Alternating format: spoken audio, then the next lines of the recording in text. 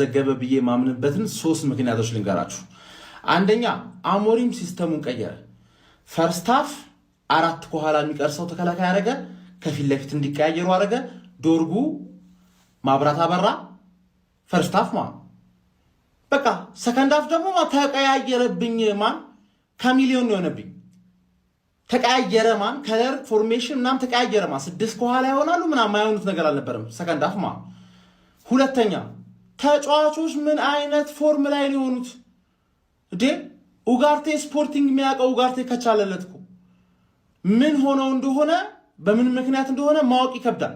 ግን ለዚህ ምሽት የሚገርም ተጫዋቾች ነው የሆኑት ሁሉም። ማርቲኔዝ ብትል፣ ኩኛ ብትል፣ ዶርጉ ብትል፣ ኡጋርቴ ብትል፣ ካሴሚሮ ሲቀየረው ግራ ገብቶ የነበረ ግን ስቲል እየተቀያየረ ነው። አያረ ተቀያይሮ ደግሞ ተሳካለት ማለት ለሱ በጣም ትልቅ የአእምሮ ሽፍት ነው።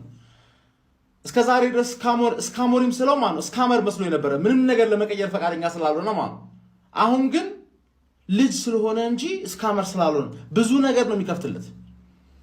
ሶስተኛ ኩኛ ብቻውን ቲም ሆነ ሰከንድ ሃፍ በተለይ ኳሱን እድል ከሰጠኸኝ አስደግምብሃለሁ እየጠነቀቅ ተጫወት ሚል መልእክት መቻል የሚችል ጌሙ እየሄደ በመጣ ቁጥር እኮ የበለጠ መስጋት ሳይሆን ሰከንድ ሃፍ እንደተጀመረ አንድ አንግል ተገጫጩ። ሴስኮ ማይሆን ሰው ነው። ሴስኮ አንድ አንግል ገጨበት፣ ሆል የሚገርም አንግል ገጨበት። ከዛ በኋላ ግን ሶሊድ ኩኛ ብቻውን ክለብ አይደል? ብቻውን ክለብ ነው እኮ ሁልሽም ተከላካይ በተከላካይ ብቻ ኩኛ ከፊት ለፊት እንዲያቀብለው አንዱ እንዲጮትለት ዘርክ ሲያስቀመጠለት አለቀ። የአካዳሚ ተጫዋች ስንት ነገር ነው የቀየረው በዚህ ጨዋታ ብቻ አሞሪም እና ተሳካለት። ለዚህ ሌላ ቪዲዮ ያስፈልጋል። ሶስቱንም ነገር ነገ ማብራት ሲመጣ ሶስቱን ብቻ ለብቻ አንዳንድ ቪዲዮ ወጣቸዋል። ነገ በዛኛው አካውንት ታች ሜንሽን በማድረገው አካውንት ሰራላችኋለሁ። የዩናይትድ ሲዝን ሊቀየር ይችላል በመጀመሪያው ሐሳብ ብቻ ሁለተኛውና ሶስተኛው እንኳን ባይቀጥሉ በመጀመሪያው ሐሳብ ብቻ ዩናይትድ ሲዝኑ ዘንድሮ ይቀየራል። ምን አለበሉ አሁን ማለት ነው። ቀኑ ሙሉ ዶርጉና ኡጋርቴ ያሉበት ብሎ ሲል የነበረ ዩናይትድ ደጋቢ ይመጣና ዶርጉች ብሩንን አስረሳችሁ እኮ ይችላል ዶርጉ ይችላል። ሲጀመር እኛን እንኳን ማና ይላል። አሁን እየመጡ ተቃጥያለሁ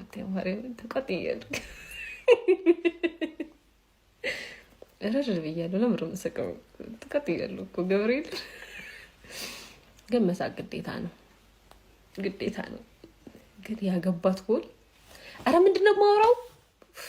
ከስንት አንዴ ቢሸንፉ ቪዲዮ ራሱ ጠፋብኝ። አረ የራሳችሁ ጉዳይ እንጂ ንቆ ገብቶ ኒውካስትል ዋጋ ከፈለ። ተጋጣሚህን መናቅ የለብህም። የፕሪሚየር ሊግ ነው። ማንም ይሁን ተጋጣሚ ማንቸስተር ዩናይትድም ይሁን በቃ መናቅ የለብህም። በቃ ፕሪሚየር ሊጉ አይገመትም። በቃ ከባድ ነው። ንቀት ዋጋ አስከፈላቸው። በስማ አሁን ሳምንቱ እንዳለ ሊረበሽ ነው። ተጋጣሚህን መናቅ የለብህም። ዩናይትድም ቢሆን ዶርጉ ይሄኛው ዶርጉ ሌላ ዶርጉ ነው። ይሄኛው ዶርጉ ሌላ ዶርጉ ነው። ዶርጉዬ እስካሁን ድረስ ለሰደብኩ ይቅርታ አድርግልኝ በህዝብ ፊት። ምን አይነት ጎል ነው? ሲጀመር በአንበሳ የሚመራ የበግ መንጋ መፍራት አለብህ። ሊቻ ነበረ ዛሬ ካፕቴን ተጋዳዩ። አሞሪም ምን አይነት ስራ ነው? እኔ ዛሬ ብንሸነፍ ራሱ እንደዚህ አይነት ስራ አይቼ እውነት አላዝ። በአፍሪካ ዋንጫ ሄደው ብሩኖ የለም፣ አማር የለም፣ ስንት ተጫዋች የለም፣ እነ ማዝራው የሉ። በስ አራት ኋላ አድርጎ አረ ተቻላለ አሞሪ። ምንም ገገመና የለም። ዛሬ ቀየረ እኮ አሰላለፉን። ሰራ አሞሪ ዳሎት ሄቨንን ማርቲኔዝን ሾውን ኋላ አድርጎ ሰራላቸው። ይሄ ነው ማንቸስተር ግባለት። አልሐምዱሊላህ አሸንፈናል። ዩናይትድ ፋሚሊ እንኳን ደስ ያላችሁ። ቪዲዮውን ኮፒ ሊንክ፣ ሪፖስት፣ ላይክ ማድረግ እንዳይረሳ። እውነት በጣም ደስ ብሎኛል። ማንም ይሄን አልጠበቀም አውቃለሁኝ። አሁን ማንቸስተር ከረፍት በኋላ በጣም ተቀጥቅጧል፣ ግን ምክንያቶች አሉት። አሞሪም ይሄን ያደረገበት ምክንያት አለው። ግን ሰዎች ካሲሽን ሲቀይረው እንዴት እንደደነገጥኩኝ እሱም አላመንም እኮ። ግን አሸነፍን። ዶርጉዬ የኔ አባት አንድ ቀንም ዶርጉዬ የኔ አባት እላለሁ ብዬ አስቤ አላውቅም። እውነት ኧረ ቢስሚላህ ኧረ በጣም ነው ደስ ያለኝ። በጣም ነው ካሸነፍን ምናምን ቆይተን እኮ አይደለም ሰዎች፣ ግን ችግሮች አንጻር ምክንያቶች አሉን፣ ጉዳቶች አሉ፣ ምን አሉ። ካፒቴናችን አዲሱ ካፒቴናችን ሊቻ ቢስሚላህ ኧረ በቃ ስለ ጨዋታው ሁሉ ነገር እናወራለን። ግን በጣም ደስ ብሎኛል። እንኳን ደስ ያላችሁ። የተሳለቁብን ሁሉ አፋቸውን ይይዛሉ። ማንም ቢጎዳ ዩናይትድ ነው። በቃ አዲስ ነገር እናያለን። በቃ ገጸ በረከት ይዞልን ሊመጣ ይችላል። ይሄን እመኑ፣ አትጨናነቁ። እንደው እስከዛሬ ካሳለፍነው የከፋ ጊዜ አናሳለፍም። ዩናይትድ ፋሚሊ ይሄን ነው የምላችሁ። ቪዲዮውን ኮፒ ሊንክ፣ ሪፖስት፣ ላይክ አድርጉ። እንኳን ደስ ያላችሁ በድጋሚ ግሎሪ ማን ዩናይትድ። በፍጹም አይንህ አይደለም፣ በደንብ ተመልከተው።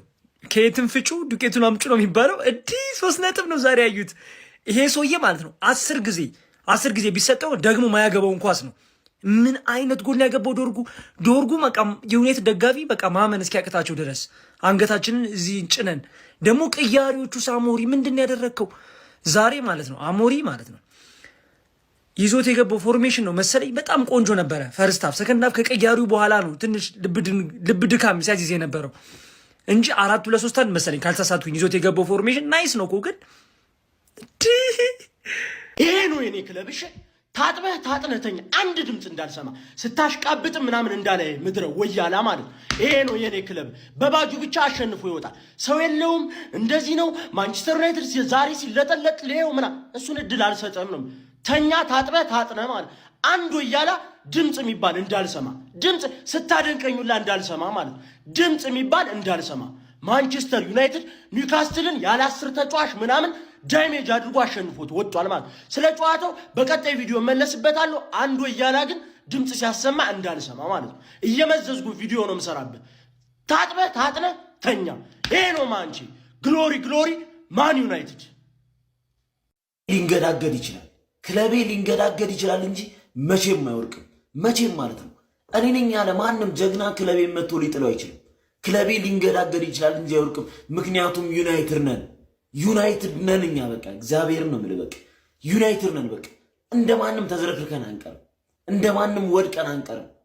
ልንንገዳገድ ግን እንችላለን እንጂ በተአምር አንወርቅልህም። በተአምር ማለት ነው። ምክንያቱም ዩናይትዳውያን ነን። እግዚአብሔርን የምር ትችላላችሁ። ማንቹሪያን ጎረቤቶቼ፣ ኧረ በስመ አብ ማንም ያልጠበቀውን አስደመመን።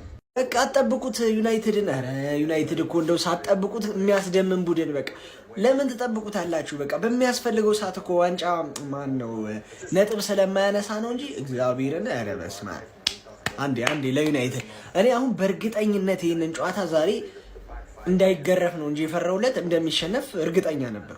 ግን ማን ፖፕ አረገ? ዶርጉ በሁሉም በዩናይትድ ፋን የማይወደደው በእርግጠኝነት የትኛውም የዩናይትድ ደጋፊ እስከዛሬ ዶርጉ በነበረው ፐርፎርማንስ ይወደዋል ብዬ አላስብም። ታዲያ ማን እንዲያሸንፉ ረዳቸው? ዶርጉ 29 ነጥብ ይዘው እንግዲህ 5ኛ ላይ ተቀምጠዋል። ማንቸስተር ዩናይትድ ከአርሰናል በ10 ነጥብ ነው ልዩነታቸው። ይመቻቸው። ቀጣይ ከኔ ጋር ነሽ መሰለኝ። አይ ቀጣይ ሳይሆን ከአንድ ጌም በኋላ ቀጣይ ከማን ጋር እንደሆንሽ አላቅልሽ። ይመችሽ። ለማንኛውም እኔ ከኔ ጋር ስትጮሽ ካልሆነ በስተቀር ሁሌ ላንቺ ነኝ። የምር እኔ ማንቼ ላይ ቋጥሬ አላቅም። የምር በሯ ላይ ናት መሰል ማንቼ ቀን ወጣላት። ቤቲም ክለብ ሆና እምቢ ስትላየናት። እሺ እድላይ ዲፍሲ ኒውካስትል ዛሬ ለጥፎሽ ነበረ። እሱን ያወጣሽ ያው የተፈጥሮ ነገር ስለሆነ ቦራንዴ ግድ ነው ማሸነፍሽ በሚል ነው እንጂ ዛሬ ኒውካስትል ለጥፎሽ ሸኝቶሽ ነበረ። ግን ያው ይሁን ትርፌ ፎር ዘ ፈርስት ታይም እስከ 7 ሰዓት ድረስ አስቆይታን አሸንፋ ተገኝታል። ደዛሬ ደም እንትን ከፈርስት ሃቭ ኤፍሲ ምናምን ልል ማለት ነው እድላይ ኤፍሲ ነው። ኢንዌስት ደናለ ዛሬ ቀን ስለወጣላችሁ በደንብ ኮካምና እየጠጣች ሰለብሬት አድርጉት። እውነት ከባድ ሳምንት ነበር ያሳለፍኩት። አልገባችሁም? ፐርሰናል ጉዳዮች በቃ ይሄ ነበር ላይ ቁስሌ ሊሽርል የሚችል ብዬ የጠበኩት ነገር በጣም ነው ያስደሰቱኝ። ቦክሲንግ ዴይ የስጦታ መስጫ ቀን ነው። ትልቅ 3 ነጥብ ነው የሰጡን እና ባለፈው ትዝካላት ፎግረን የምናሸንፋቸው ጨዋታዎች ሊኖሩ ይገባል። እኛው ሁሌ ይገባ። አሁን ይሄ ጨዋታ በአሞሪም ታክቲክ ፈርስት ሃፍ ይገባናል። ሰከንድ ሃፍ ግን በጣም ዶሚኔት ተደርገን ነበረ። በጣም በቃ ይሄ ሌሎቹ አጭበርብሮ የሚወስዱት አይነት ነጥብ ፎር ዘ ፈርስት ታይም በዚህ ሲዝን ደርሶናል እና እናመሰግናለን። ደስተኛ ነን፣ ይገባናል። ምክንያቱም ደሊክት፣ ማጓየር፣ ኑሳይ ማዝራይ፣ አማድ፣ ብራያን ምቡሞ፣ ብሩኖ ፈርናንዴዝ፣ ኮቢ ሜኑ እነዚህን ሁሉ ሳይዝ ኒውካስል ማለት በጣም ጀግና ቲም እንደሆነ ታውቃላችሁ። በጣም በሪ ኢነርጄቲክ ሃይ ፕሬሲንግ ቲም እንደሆነ ታውቃላችሁ። ግን ሩበን አሞሪም ፈርስት ሃፍ ላይ ዴም ይለይ ነበር። ማንም ያላሰበውን አይነት ፎርሜሽን ይዞ ገብቶ ነው ዶርጉና ዳሎ በአንድ መስመር አድርጎን ያሸነፈልን እና ታክቲሻን መሆኑን ቪላ ላይ አስመስክሯል። ቪላ ላይ ለኡናይ ኤምሬ ሀሁን ያስተማረው እና ነገርኳችሁ። ስኬታማ ሆነ አልሆነ አይዶን ኬር፣ ስኬታማ ሆነ አልሆነ አሁን የምላችሁ አይዶን ኬር። ኪን ሂዘ ማስተር ማይንድ ሂዝ ታክቲሽያን እግር ኳስ የገባው ሰው ነው። ግን ፌል ልናደርግ ይችላል። ዛሬ ማውንት መጎዳችሁ በራሱ ሰውየውን ሊያባርር የሚችል አይነት ነገር በቃ ይሄ ቁልቁል የሚነዳ ነገር ነው የገጠመን። ግን ተሻግረነዋል፣ አልፈነዋል። ሊቻ ማለት እኔ እንጃ በቃ ይሄ መረጋጋት ራሱ ካልምነስ የሚለው ቃል ሊቻ በሚለው ቢቀየር ተውት። ሲከላከሉ ያለውን ከኳስ ጋር ቡድኑን ኮንፈርት የሚሰጥበት መንገድ አይደን ኢቨንን አክብሩኝ አርሰናሎች፣ እናመሰግናቸዋል። ቢግ አፕስ ቱ አርሰናል። የ100 ሚሊዮን ተከላካይን ይሰጣችሁ ትላላችሁ። ግን በደስታ ግን ልጁ ይችላል፣ እግር ኳስ ይችላል።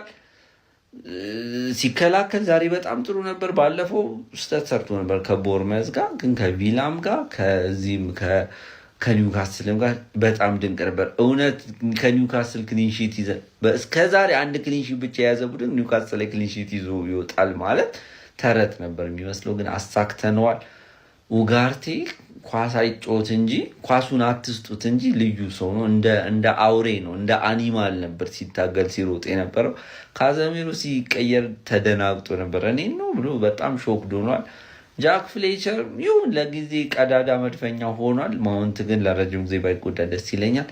አሁን ቀጣይ 3 ጨዋታዎቻችንን እንዳልኳችሁ 12 ነጥብ ከበርንሌ ሊድስ እና ወልቭስ 3 ነጥባችንን ወስደን እላይ ነው መቀመጥ ያለብን። ቶፕ 5 መረጋገጥ መቻል አለበት።